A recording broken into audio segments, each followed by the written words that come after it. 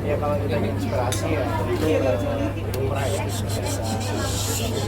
Boleh pakai mic aja. Beberapa orang yang membuat hal itu berdasarkan mungkin dari pengalaman pribadi atau mungkin dari pengalaman orang kalau saya pribadi sih hal yang mendasari saya untuk menentukan tema ini dari point of view industri kreatif, saya melihat lagu-lagu dengan tema seperti ini sudah jarang beredar. Dan itulah hal yang mendasari kenapa akhirnya saya memilih untuk hal ini temanya tentang generasi ketiga, tentang orang yang sudah memiliki pasangan, namun di tengah perjalanan ya ada kecil-kecil lah di mana seseorang ini mulai menaruh perhatian, mulai menaruh perasaan dengan orang yang hampir setiap hari bareng sama si penyanyi ini di setiap aktivitasnya. Pada akhirnya orang tersebut menentukan dan memutuskan untuk berkomitmen terhadap pasangan yang sudah dia miliki saat ini. Dan saya bilang sudah jarang ada yang saya pilih ya. Kalau untuk saat ini ya itulah kenapa alasannya saya akhirnya menentukan lagunya tentang dilema.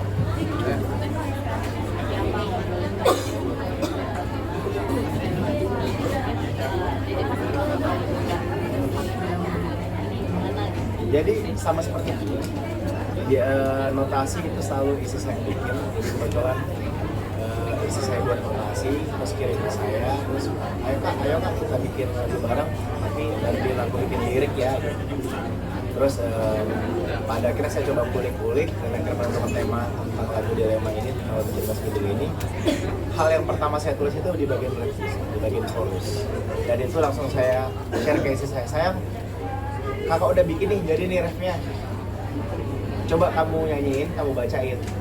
Begitu dia bacain, bisa saya langsung nembak begini. Pengalaman kakak ya. Pengalaman kakak ya. Ya. Kita juga setiap kali bikin lagu karena memang kita juga masih belajar. Jadi kita selalu mendengarkan ke beberapa orang supaya minta pendapat ya. gimana ya. Dia boleh pakai mic deh. Nggak kedengaran soalnya. Mana orangnya kecil deh.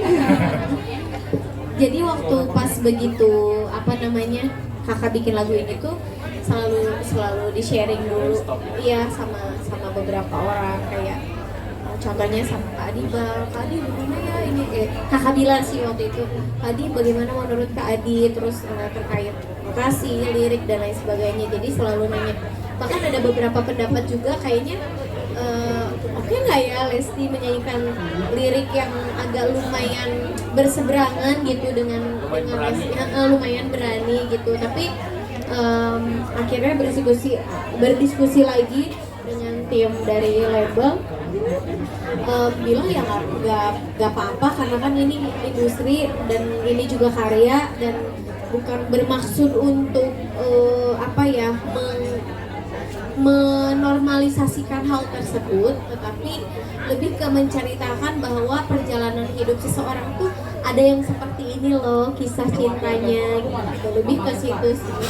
Manusiawi ya, sebetulnya manusiawi. Tapi justru poin plusnya adalah si orang ini justru tidak terpengaruh dan akhirnya menutup perasaannya dalam-dalam dan akhirnya memilih pasangan yang memang sudah dia pilih sebelumnya.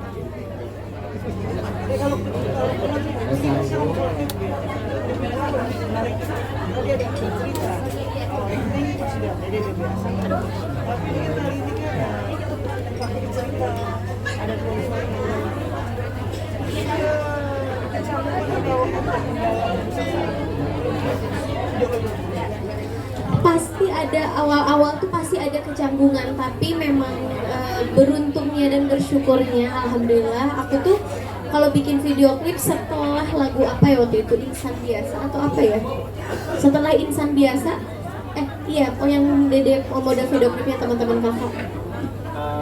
Insan Biasa? Iya, setelah Insan Biasa pertama kali, dimulai dari Insan Biasa yaitu Karangga Azor. Setelah kesini ya tuh selalu Dede minta, kak temen kakak dong yang ini, jadi gitu selalu gitu. Dan termasuk untuk di lagu yang ini, aku bilang sama kakak bilang, siapa ya kira-kira ya? Dia, coba dong, ada beberapa nama gitu, dicek terus ya yang alhamdulillah berjodoh sama Irzan dan Kanoval ini gitu. Ya, jadi hal yang menarik dari setiap single yang akan keluar dari Lesti itu, yang ditunggu-tunggu orang itu selain isi lagu tentang apa, lagunya lagunya kayak apa, yang ditunggu-tunggu dari pencinta apa, dari para fans itu adalah siapa model video klipnya gitu. Tapi Pak jujur, Dede soalnya belum pernah nanya. Menurut Bapak gimana Pak? Bapak suka kadang kesel nggak? Kok Lesti maunya banyak sih video klip, pengen modelnya ini.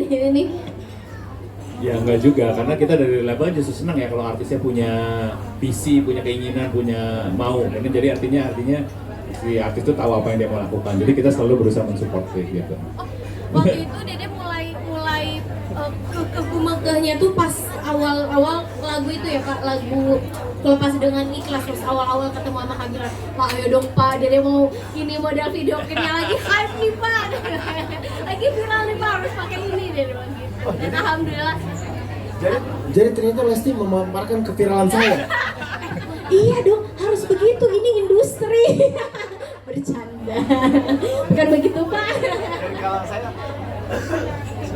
Nah, aku cuma mau nambahin kadang-kadang pencipta lagu itu ya, kan kalau dapat inspirasi kan dari banyak orang ya, tidak harus selalu menceritakan pengalaman pribadi. Dia juga kadang-kadang bisa mendapat inspirasi dari apabila teman-temannya bercerita, mengamati kehidupan manusia. Jadi ini mungkin salah satu inspirasinya juga begitu ya, bahwa tidak harus mungkin dari pengalaman pribadi, tapi juga banyak curhat-curhat teman-teman di sekitar pada para pencipta lagu. Jadi ya ditunggu lirik-lirik kontroversial berikutnya ya. terima kasih Pak sudah berusaha untuk membackup saya. Tapi sebetulnya kalau boleh jujur, ini sebetulnya pengalaman pribadi, tapi sudah lewat, sudah lama banget. Karena ketika menurut saya sih kalau pembuat lagu ketika menceritakan pengalaman pribadinya, itu biasanya lebih mampu terdeliver dengan baik Pak. Biasanya sih begitu. Beliau sendiri yang merasakan gitu, pasti otomatis liriknya juga, oh iya gue pernah ngerasain kayak gini gitu. Dan kembali lagi ke apa tadi poin video klip, kita tuh terutama saya selalu bersyukur karena memang berangkatnya dari pemain sinetron ya. Jadi untuk menggayat beberapa teman-teman artis sebagai model video klip, jadi aksesnya tuh lebih mudah gitu. Jadi ketika istri saya sih yang selalu banyak minta ini ketika minta, Kak aku pengen ini, pengen itu, jadi lebih mudah untuk mengakomodirnya gitu, alhamdulillah sejauh ini. Dan pengen pakai pemain-pemain mahal. apa bisa dikondisikan.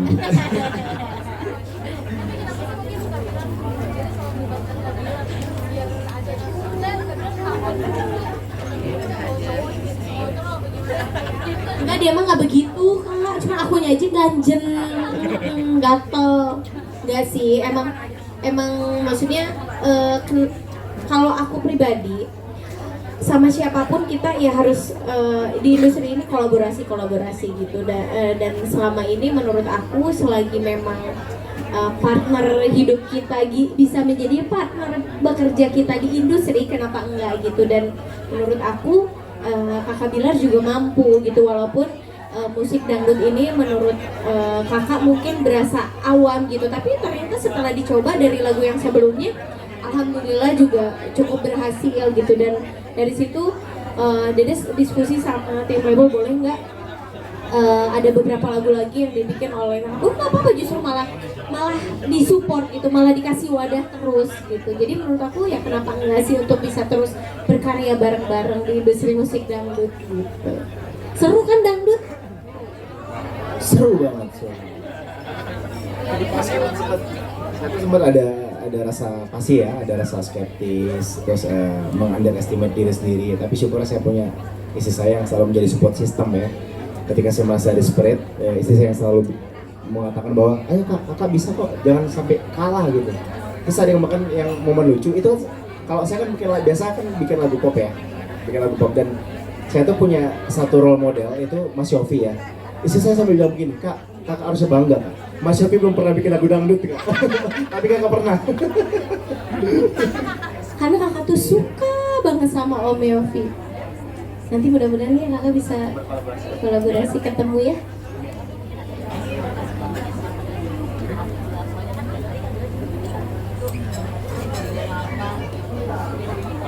Tahan Jang, tahan. Gak masalah sih. Masa lalu biarlah berlalu. Yang penting jadi karyanya bagus, disukain oleh orang banyak. Udah terlepas cerita hidupnya itu perjalanan hidupnya dia. Karena dia nggak suka dikorek-korek perjalanan hidup dia di masa lalu. Cia.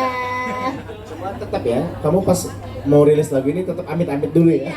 Amit-amit loh sebelum min zalik gitu. Kamu nyanyi loh. Iya, karena dia nyanyi tiba-tiba dia suka sama siapa? Relate. Dia tuh lagi suka sama pemain bola Pak, Soboslai, Dominic, aduh love banget dah. Dan memang kan cerita ini dia paham bahwa perasaan yang dia taruh terhadap orang lain itu, orang terdekat itu tidak, perasaan yang tidak mungkin terjadi sebetulnya. Makanya dia itu akhirnya kubur dalam, termasuk istri saya yang selama ini berhalusinasi bisa berpasang sama Soboslai ya. Tapi itu seperti Pongguk merindukan bulan tuh. Masa kata si kakak, sayang, Soboslai menganggap kamu ada di dunia ini aja enggak. Dia nggak tahu ada aku di sini gitu.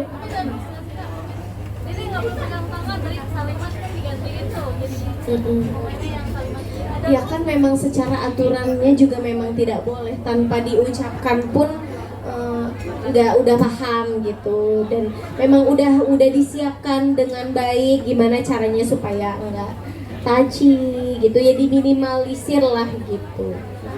Sebenarnya nyolong-nyolong aja sih kalau ini ya, kadang-kadang dia sama Irzan, Zan peluk ya, diem ya gitu. Bercanda.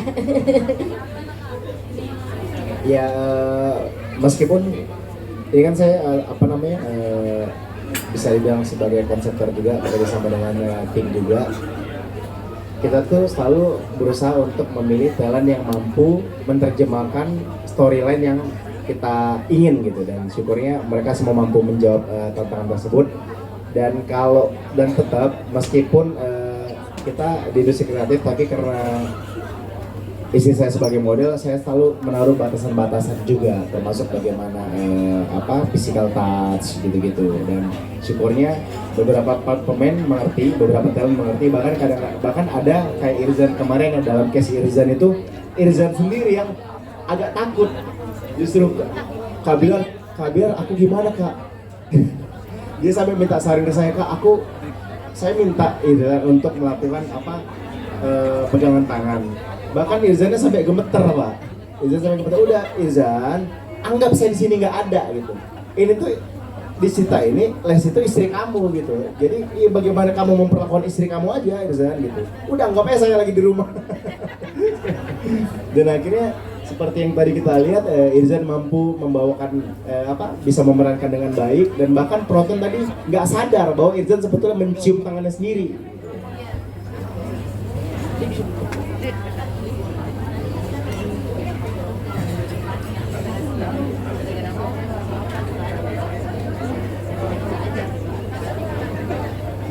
Inspirasi yang suka tiba-tiba ya selalu ada, terutama Kak Bilar, karena beliau ini belum selesai membicarakan hal ini dia udah jumping ngomongin tapi dia udah banyak banget ceritanya. Kadang dia suka ngomong sendiri, kenapa sih Kak?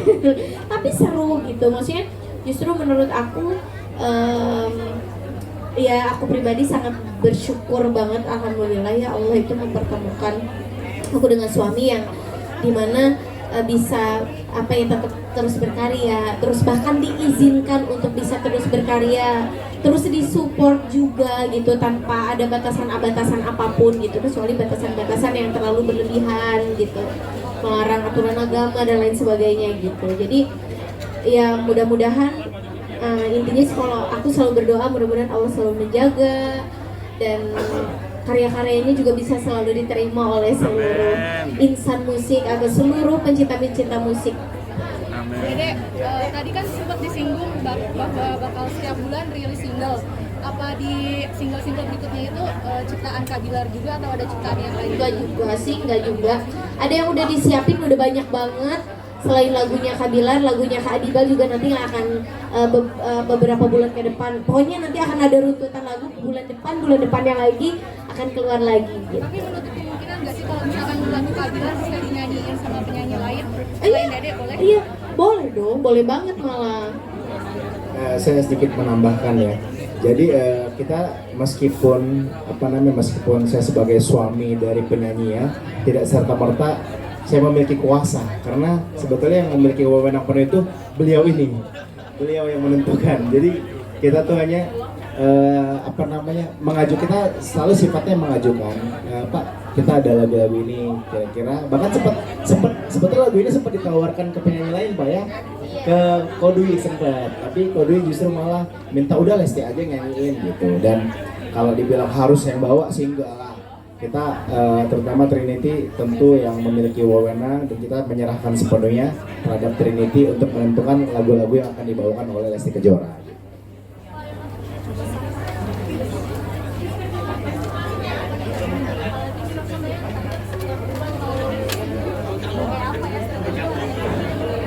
Ya kalau kesannya kita udah kerjasama dari 2004 ya, udah 11 tahun tentunya udah saling 2014 sorry, udah 11 tahun, jadi tentunya udah saling memahami. Kita juga Lesti udah tahu apa yang kita mau untuk kebutuhan industri. Kita juga selalu berusaha berkembang bersama Lesti juga gitu. Jadi tentunya berusaha bekerja sama sebaik mungkin, dan kalau mendapatkan kejutan seperti tadi disampaikan, karena memang banyak yang minta album mana, jadi kita akan mengeluarkan banyak lagu dalam waktu dekat. Karena kemarin kan sempat vakum juga ya, beberapa bulan ya, pas melahirkan gitu kan. Jadi ditunggu kejutan-kejutan berikutnya, banyak lagu-lagu menarik dan yang akan mengguncang dunia musik perdangdut Indonesia.